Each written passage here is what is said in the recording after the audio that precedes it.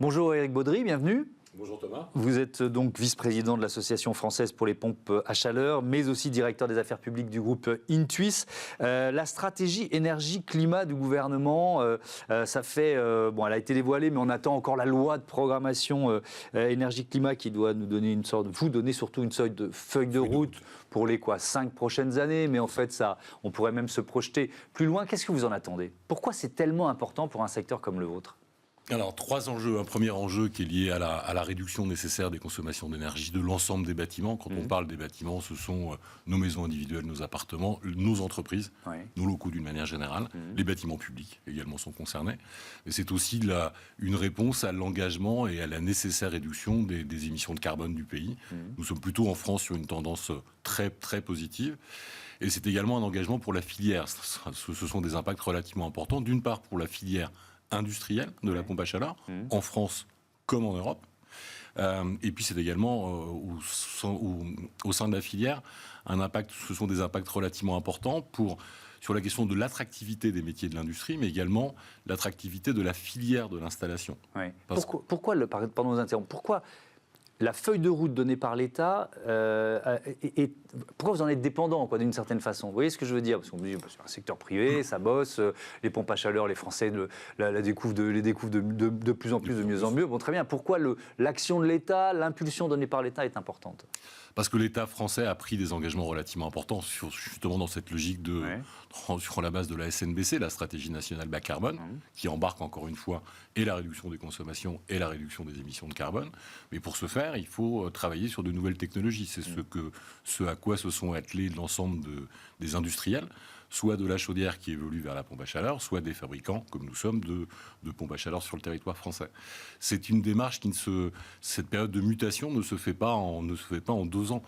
Nous sommes sur un temps long lié aux investissements industriels, parce que nous sommes en industrie sur un temps de l'ordre de 7 années, entre le moment où on décide et le moment où on devient rentable sur ce type d'investissement.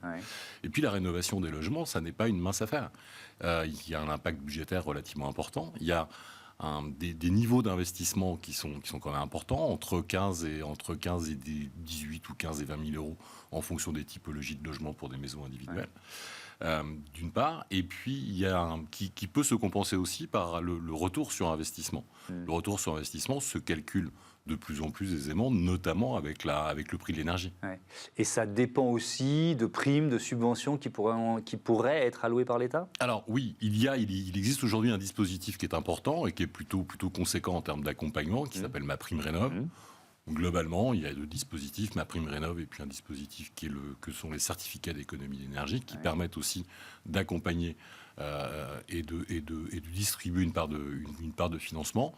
L'un dans l'autre, MaPrimeRénov' plus les C2E permettent, en fonction, tout est calculé sur la base du revenu fiscal du foyer concerné, peut aller entre 15 et 60%, voire plus pour les logements les plus précaires.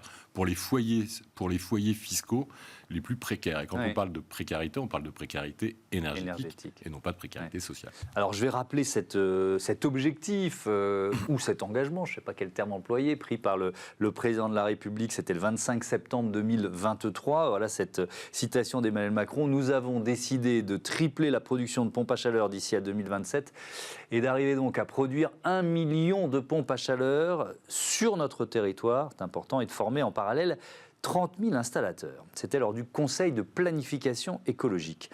Il y a beaucoup d'infos, et on va les reprendre les unes après les autres. D'abord, peut-être d'une manière générale, est-ce que c'est réaliste? 1 million 2027. C'est très ambitieux. C'est très ambitieux et ça peut être réaliste avec un accompagnement pour le coup de l'État et des pouvoirs publics de l'ensemble de la filière industrielle.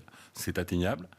Nous sommes encore une fois sur une échelle de temps qui est relativement courte. Nous sommes en 2023 et produire 1 million de pompes à chaleur sur le territoire français, c'est accessible, mais encore une fois, il va falloir s'y mettre très rapidement. Aujourd'hui, on en produit combien? Aujourd'hui, sur la technologie la technologie la plus généralisée qui permet de répondre au remplacement de chaudières fioul ou gaz, énergie fossile, il est installé aujourd'hui 350 000 pompes à chaleur en France. Donc, il faut faire 300%. Ça veut dire qu'il faut faire x3 à minima, sachant qu'aujourd'hui, les appareils, les 350 000 machines qui sont installées ne sont pas toutes produites sur le territoire français. C'est ça. Et c'est ça le grand écart. Et là, c'est pour ça que je disais que sur notre territoire, c'est un élément important. Donc ça veut dire quoi? Ça veut dire installer de nouvelles usines, de nouveaux sites industriels. Il y en a pas mal déjà aujourd'hui en France. Il y a déjà un grand nombre aujourd'hui d'entreprises qui sont implantées sur le territoire français et qui viennent à la fabrication de pompes à chaleur. Deux grandes natures d'industrie. Les fabricants de chaudières historiquement implantés sur le territoire français qui ont amorcé une conversion, une mutation progressive de leur activité vers la production de pompes à chaleur. C'est-à-dire qu'ils continuent de produire les deux, mais en se préparant à produire de plus en plus de pompes à chaleur, c'est ça? Avec une période de biseau, sachant qu'on a déjà aujourd'hui une interdiction du fioul et du remplacement du fioul dans les logements. D'une part, il y aura une pente progressive sur la mise sur le marché des solutions gaz pour favoriser justement les solutions dites à énergie renouvelable que sont les pompes à chaleur. Donc cette première catégorie, des industriels implantés de grande taille qui produisent en quantité importante et de qualité des chaudières gaz, pour l'essentiel aujourd'hui, à la fois des solutions pour ce qu'on appelle les installations seules ou des installations murales. Il y a une question d'ailleurs dans le programme de rénovation sur les solutions murales en logement collectif.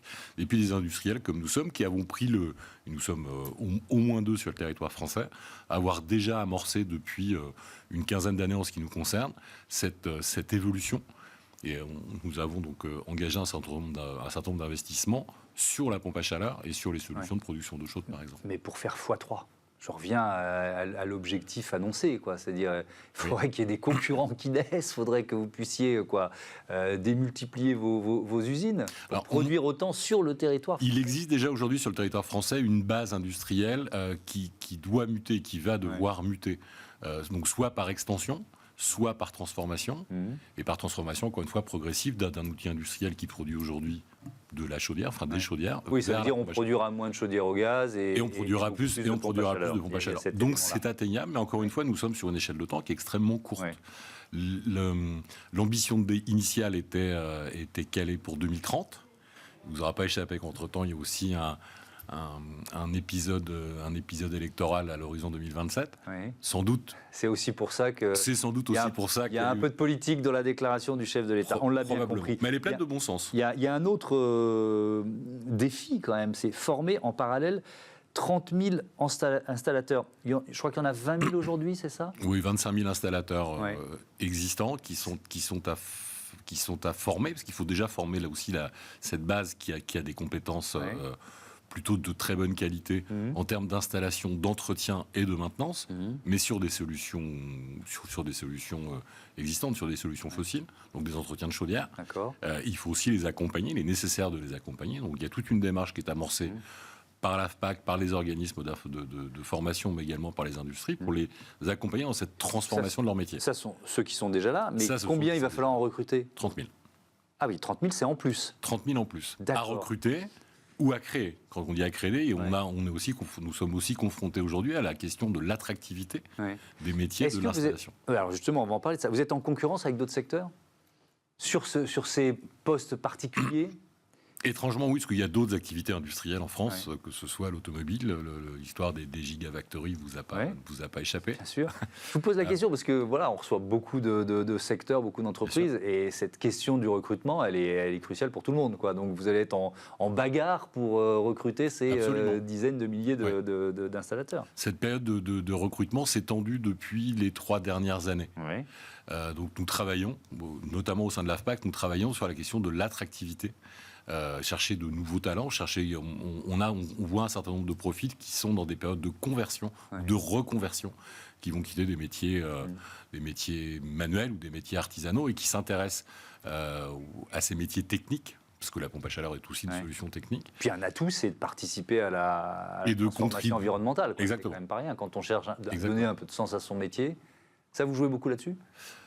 On joue beaucoup, ça fait partie effectivement de nos éléments de langage sur le sens ou la quête de sens et cette capacité qui est donnée par ce grand mouvement à accompagner justement cette transformation environnementale, cette nécessaire transformation environnementale et énergétique. Mais il y a un deuxième point aussi en termes d'attractivité qui est l'attractivité des métiers de l'industrie.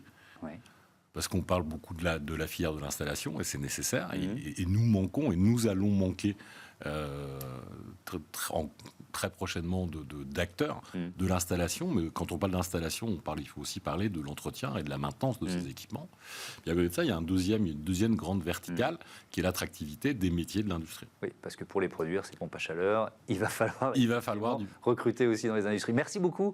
Merci à vous. Éric Baudry d'être venu nous parler de ces enjeux passionnants. À bientôt sur Bismart. On passe à notre débat. Tiens, on va continuer de parler du secteur du bâtiment, le pilotage des consommations d'énergie au programme.